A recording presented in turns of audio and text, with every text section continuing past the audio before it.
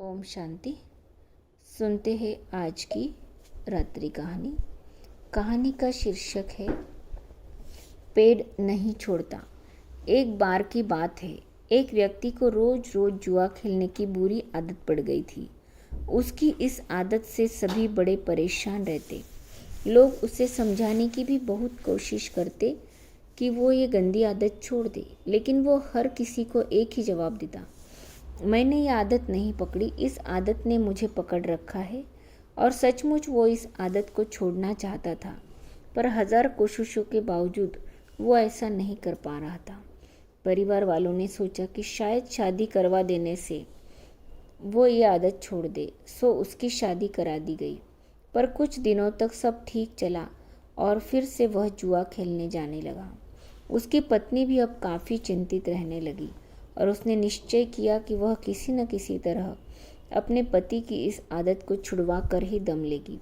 एक दिन पत्नी को किसी सिद्ध साधु महात्मा के बारे में पता चला और वो अपने पति को लेकर उनके आश्रम पहुंची। साधु ने कहा, बताओ पुत्री, तुम्हारी क्या समस्या है? पत्नी ने दुखपूर्वक सारी बातें साधु महाराज को बता दी।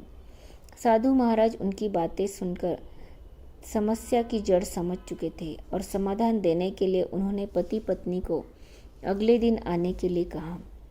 अगले दिन वे आश्रम पहुंचे तो उन्होंने देखा कि साधु महाराज एक पेड़ को पकड़ के खड़े हैं। उन्होंने साधु से पूछा कि आप ये क्या कर रहे हैं और पेड़ को इस तरह क्यों पकड़े हुए हैं?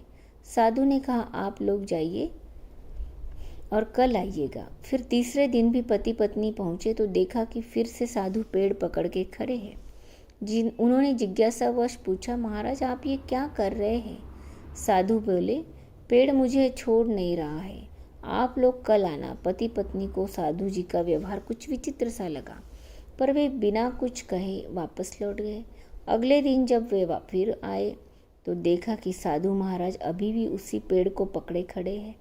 पति परेशान होते हुए बोला, बाबा आप ये क्या कर रहे हैं? आप इस पेड़ को छोड़ क्यों नहीं देते? साधु बोले, मैं क्या करूं बालक, ये पेड़ मुझे नहीं छोड़ रहा है। पति हंसते हुए बोला, महाराज आप पेड़ को पकड़े हुए हैं और या पेड़ आपको पकड़ा हुआ है, आप जब चाहे उसे छोड़ सकते हो। साधु महाराज गंभीर होते हुए बोले, इतने दिनों से मैं तुम्हें क्या समझाने की कोशिश कर रहा हूँ बेटा, यही ना कि तुम जुआ खेलने की आदत को पकड़े हुए हो, यह आदत तुम्हें नहीं पकड़े हुए है।